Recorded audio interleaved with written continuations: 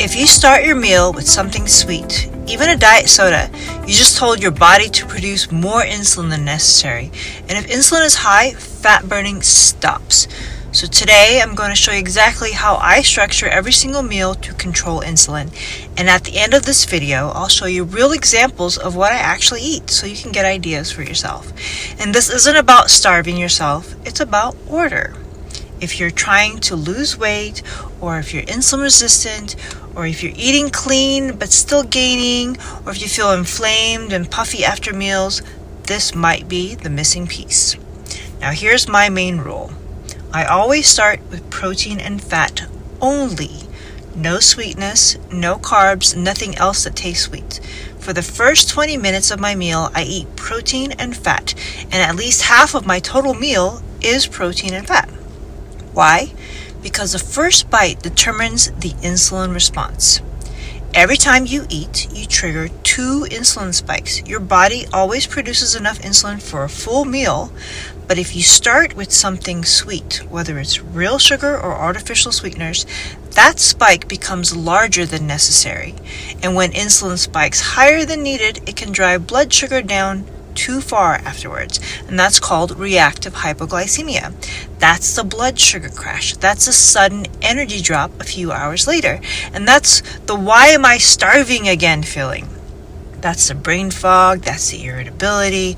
It's not that you didn't eat enough, it's that insulin overshot.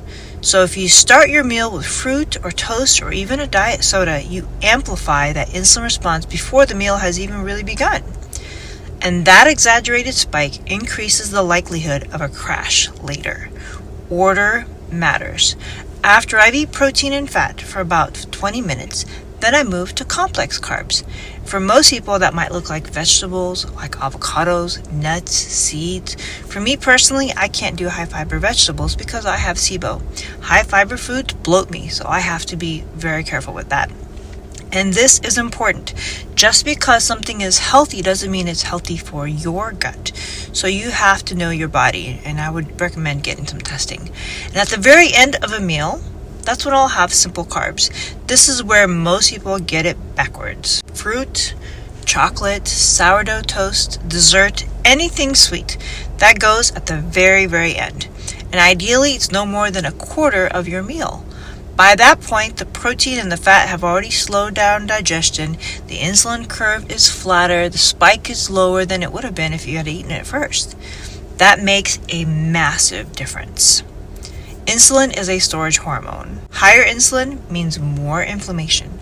Higher insulin makes fat storage easier. Lower insulin makes it easier to burn fat.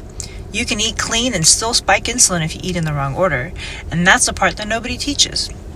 Now, if you're wondering, okay, but what does this actually look like? Let me show you. I eat once or twice a day, and you don't have to do that. This works whether you eat 1 meal or 3 meals, but you don't want to do anything more than that. Snacking is not recommended. Here are some examples of the meals that I eat. And for example, I might start with the steak and then eggs, and that's my protein and fat. Then I might move on to some avocado or some nuts or seeds. And at the very end, I'll have blueberries and dark chocolate. Or maybe I'll do ground beef as a base, and then later on do seeds and then fruit again at the end. Protein and fat first, complex carbs second, and sweet or high carbs last, or simple carbs. If you change nothing else about your diet, change the order. You don't have to be perfect. You don't have to eliminate everything all at once. Just start with protein and fat. If you control the sequence, you control insulin. And if you try this at your next meal, come back and tell me how you felt afterward. I want to hear your results.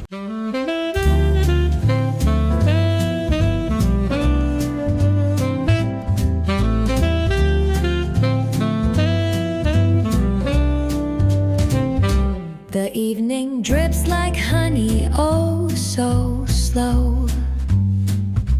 A saxophone whispers where shadows go.